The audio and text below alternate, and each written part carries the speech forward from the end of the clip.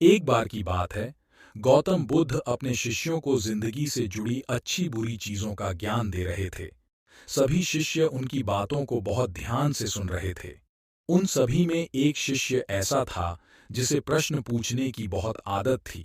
वो उठकर गौतम बुद्ध के पास गया और उनसे बोला, आप हमें जिंदगी के बारे में जो कुछ सिखा रहे हैं, उस सब का क्या फायदा?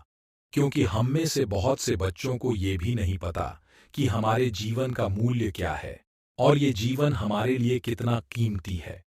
पहले आप हमें ये बताइए कि इस जीवन का मूल्य क्या है। अपने शिष्य की बात सुनकर गौतम बुद्ध अपने कक्ष में गए और एक चमकता हुआ पत्थर का टुकड़ा लेकर आए।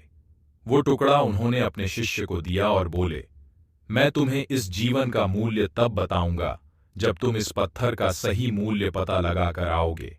साथ ही ये ध्यान रखना कि तुम्हें ये पत्थर का टुकड़ा किसी को बेचना नहीं है। गौतम बुद्ध की बात मानकर वो शिष्य बाजार की तरफ चला गया। बाजार में सबसे पहले उसकी नजर एक फल बेचने वाले पर पड़ी और उसने वो पत्थर उस फल वाले को दिखाया और बोला, इस पत्थर के बदले आप मुझे कितने फल दे सकते हो? फल वाला बोला, ये पत्थर कुछ खास तो नहीं है, लेकिन फिर भी इसके बदले में तुम्हें 10 केले दे सकता हूँ।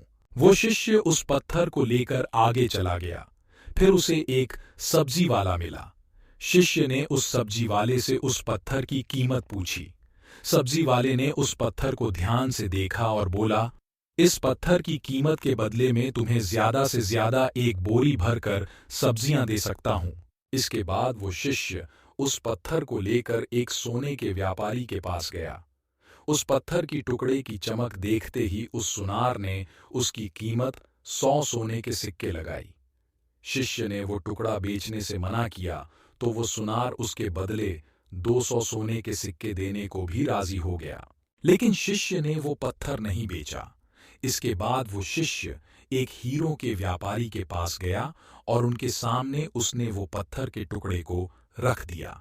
उस पत्थर को देखते ही हीरों के व्यापारी ने एक साफ कपड़ा बिछाया, उस पत्थर को उसके ऊपर रखा, फिर उसकी परिक्रमा की और हाथ जोड़कर उस पत्थर को कपड़े में लपेटते हुए वो बोला, तुम जिसे मामूली पत्थर समझकर उसकी कीमत पूछ रहे हो, असल में ये एक बेशकीमती रूबी है।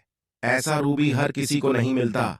मैं अगर अपना सब कुछ बेच भी दूं तो भी इसकी कीमत नहीं चुका सकता। उस व्यापारी की बातें सुनकर वो शिष्य हैरान हो गया।